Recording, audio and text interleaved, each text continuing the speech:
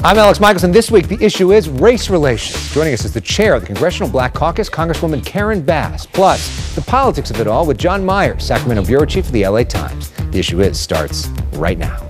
Broadcasting across California, California's only statewide political show. You're watching The Issue Is.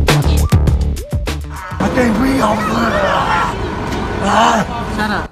That cell phone video of George Floyd's death ripped a scab off the deep national wound regarding politics and race in this country.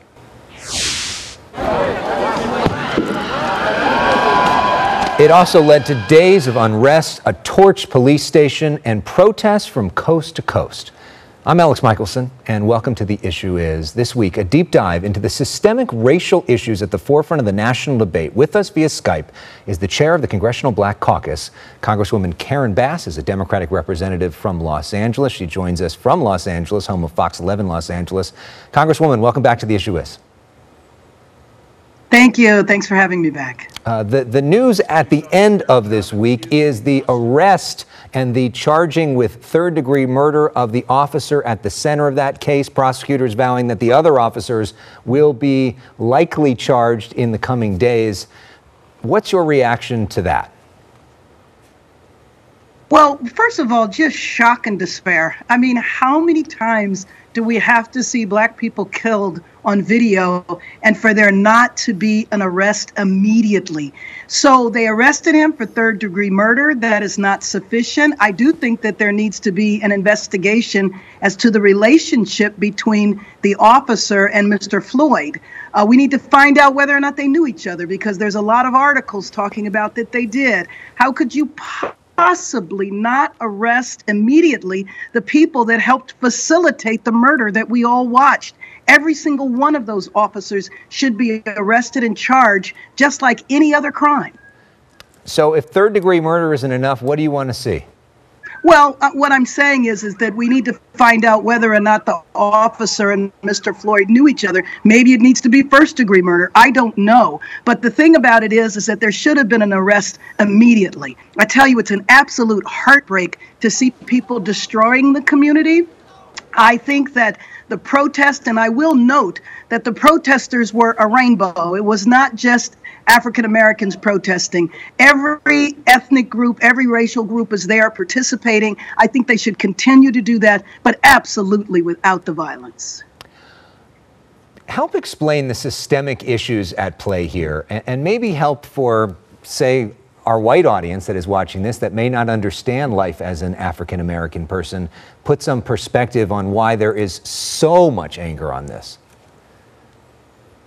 Well, you know, one of the things that I have said, and I don't care how extreme it sounds, but I absolutely believe that that officer had had his knee on the neck of an animal, on a dog, and killed the animal over 8 minutes, there would be absolute outrage about animal cruelty. The problem is that when it is an African American, the immediate question is, what did he do? He had to have done something.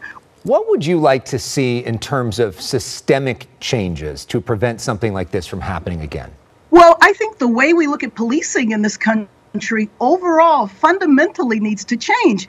And, you know, when people are being honest, they will tell you that there are two different standards, two different worlds. In a white community, in a middle-class community, the police are there to protect and serve. That is not the mentality that we find in inner city areas. It's viewed as a war zone. I've had many police officers tell me that rookie cops love to go to the inner cities so they can kick butt.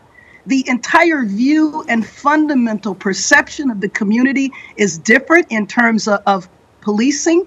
And we also need to look at some of the standards. For example, a police officer, if they shoot someone, if they kill someone, and if they say that they thought their life was in danger, when have you ever seen them convicted? So since Black people are so scary, well, if there's violence committed toward a Black person by a police officer, they were in fear of their life. So that's why they had to kill. The response is always exactly the same.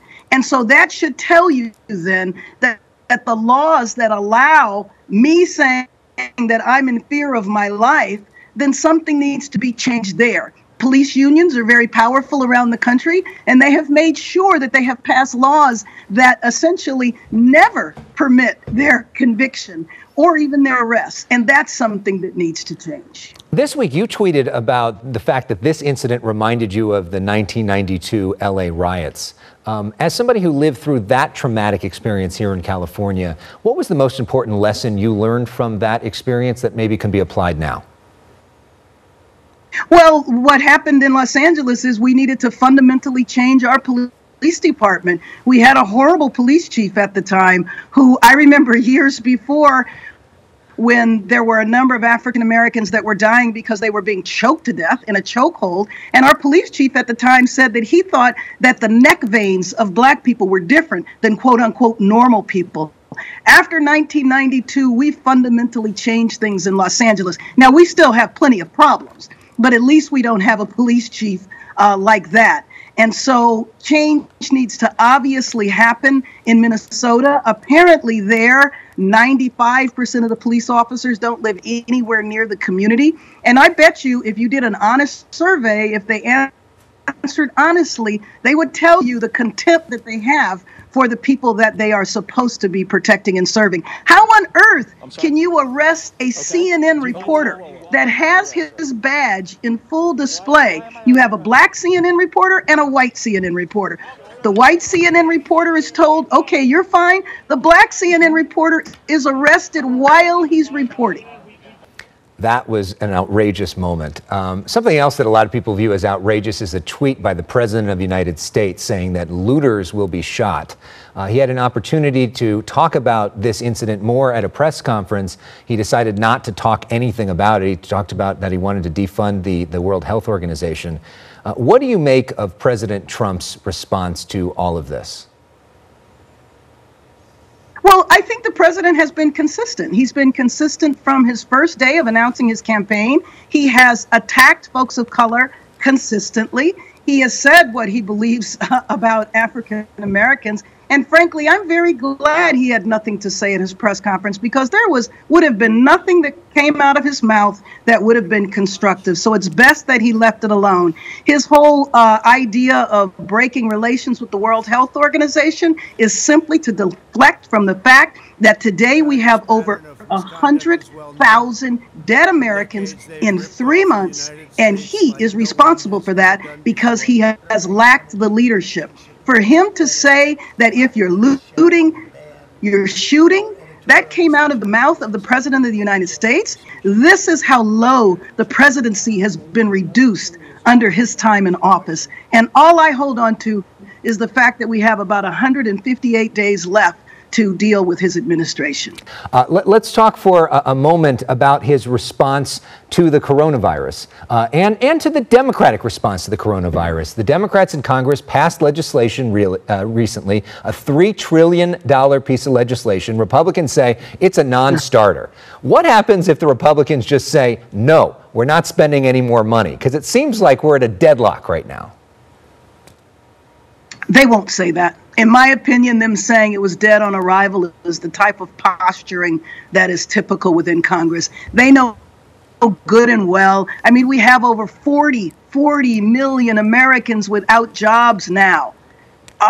Do I think that for a minute they're going to allow our complete economy to collapse? And this is a sad thing to say, but they want to get reelected.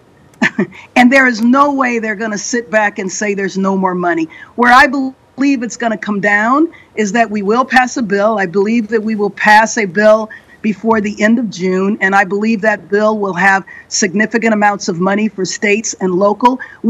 We also called for there to be a intervention in areas where there is a disproportionate death rate.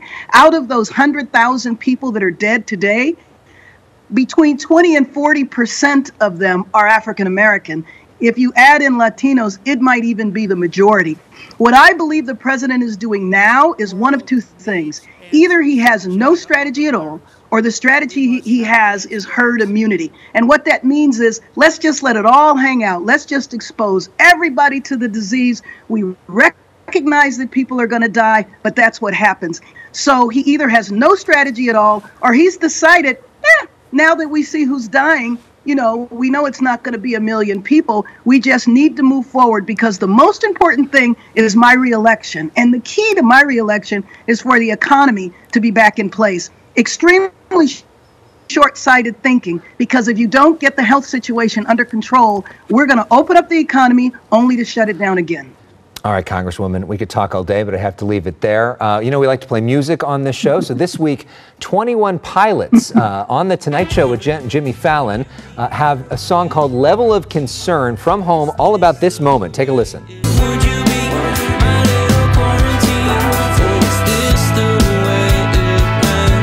Sounding good, and they're singing about their quarantine experience there. Everybody getting creative these days. Congresswoman, thank you so much.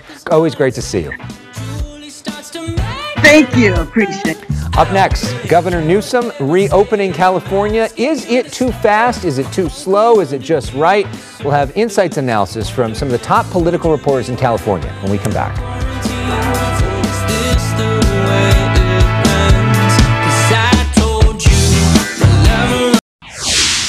And she had the video on this TikTok of a police officer, a white police officer. His knee was at the neck of a young man who was desperate to breathe.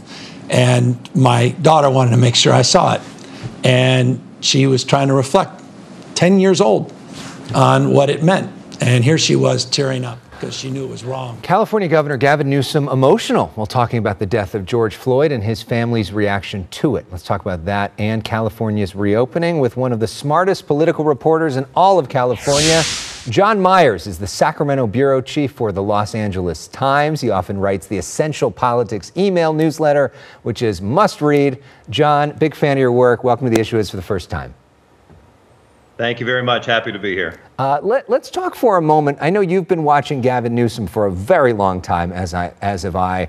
I was struck at how personal he was while talking about George Floyd, invoking his wife, his kids, invoking sort of the cause of his life, which he sees himself as a justice warrior. What did you make of that moment and his reaction to it? Yeah, I mean, I think that Newsom is probably at his best when he is talking about who he is, what has made him who he is, and what he believes in. I think he fancies himself a bit of a technocrat. He likes to talk about facts and figures, but I think he's much better when he talks about things that are more personal, more human. I think having 4 children has changed Gavin Newsom. Certainly in the time I have watched him in public life, that has changed him. And I thought it was a telling moment. He clearly wanted to come out and talk about that before he talked about public health issues. The real question here is, how many more of these kinds of conversations do we hear from elected officials, and do they resonate with people? Because there is so much angst and so much concern over what we have seen play out just in the last, few days.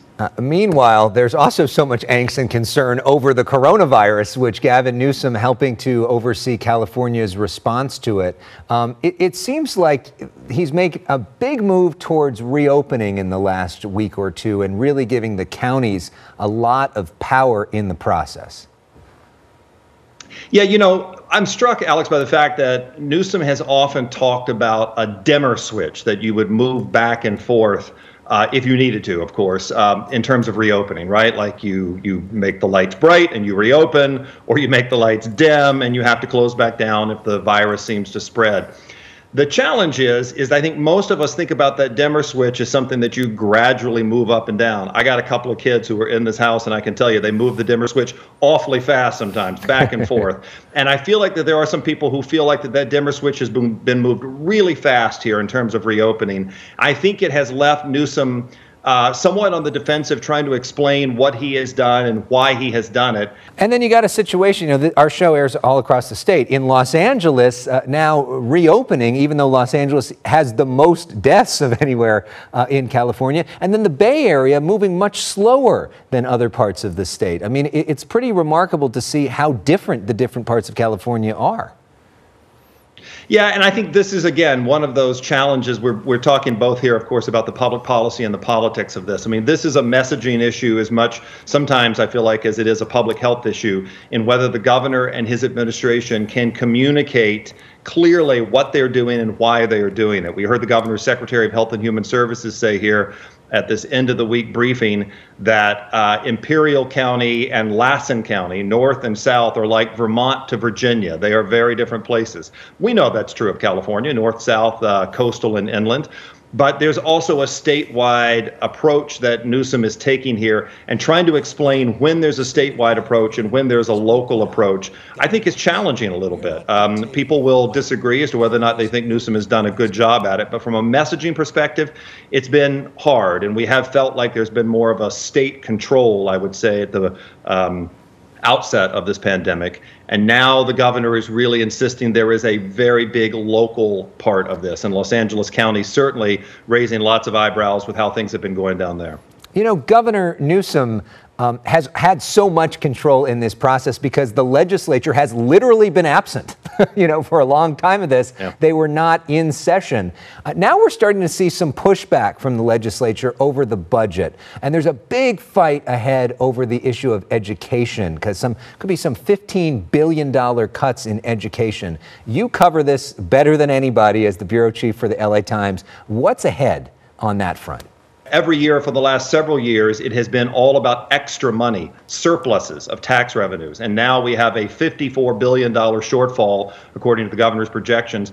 And schools are the number one thing. I mean, schools account for roughly 40 cents of every dollar in state general fund spending. They are going to be the place that's going to get the hardest.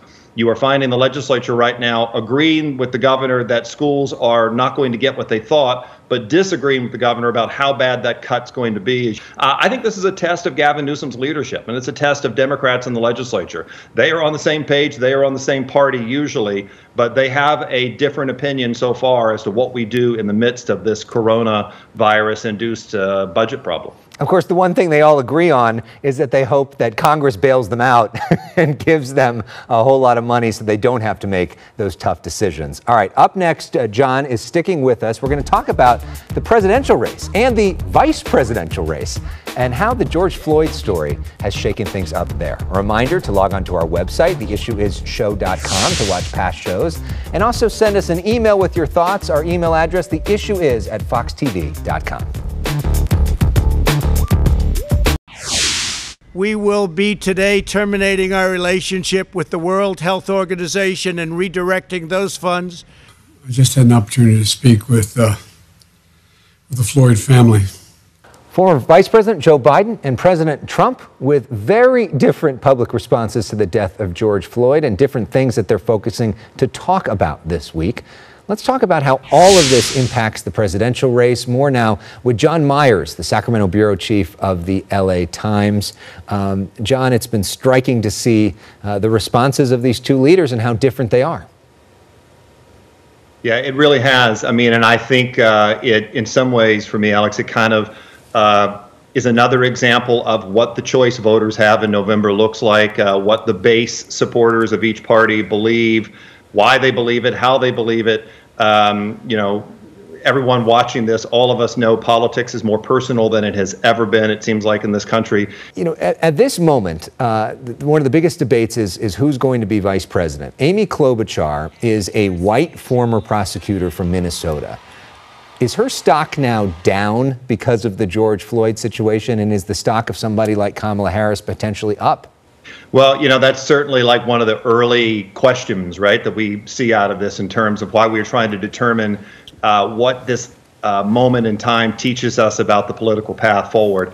I certainly will be interested to hear what Senator Harris says about what has happened, what she thinks about what it means for the road ahead. We haven't really heard a lot from Kamala Harris in the last several months. And I got to stop for a moment and say that's interesting to me because everywhere it seemed like we heard Kamala Harris for a while. And lately, she's been relatively quiet. She's kept her head down about the work in Washington. What does she say? What does she advance? What does she loop on to that Biden has said? They have a long-standing relationship. I think it's hard to say who's up and who's down, certainly from my perch. But I am really, really curious to see whether an incident like this reignites the conversation that Kamala Harris wanted to have during her presidential campaign and whether that impacts what former Vice President Biden's going to do.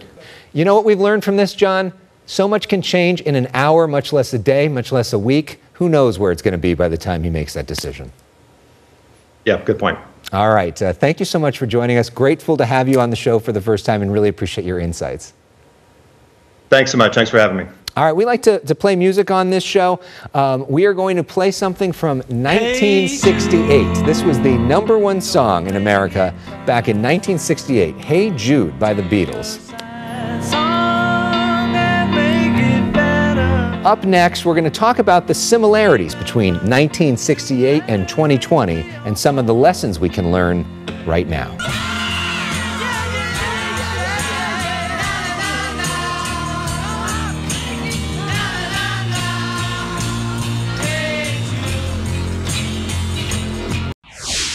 In 1968, it seemed like America was spiraling out of control between assassinations, the Vietnam War, even the Hong Kong flu at the time.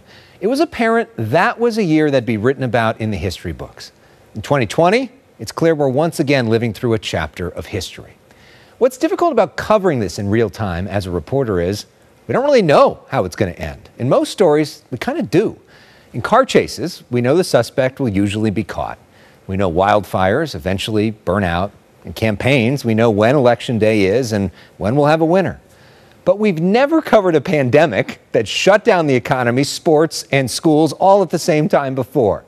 We don't really know when this will end. Can this end? This week, we passed 100,000 Americans dead, and we aren't even close to a vaccine. With millions of Americans unemployed, scared, and angry, we had the death of George Floyd this week. There's a sense that things are once again spiraling. Part of the problem is far too many Democrats see Republicans as enemies, not opponents. And too many Republicans see Democrats as enemies, not opponents. We're losing our shared sense of humanity as we self-select media we agree with and shut out voices that make us uncomfortable. The truth is, we are in control of writing this chapter in history. If we can learn to listen better to one another and actually see each other as people, we might just be able to write a happy ending. And speaking of endings, usually we end the show with upbeat music. This week, we end with a moment of silence for George Floyd and all those lost to COVID-19. I'm Elex Michaelson. Thanks for watching The Issue Is.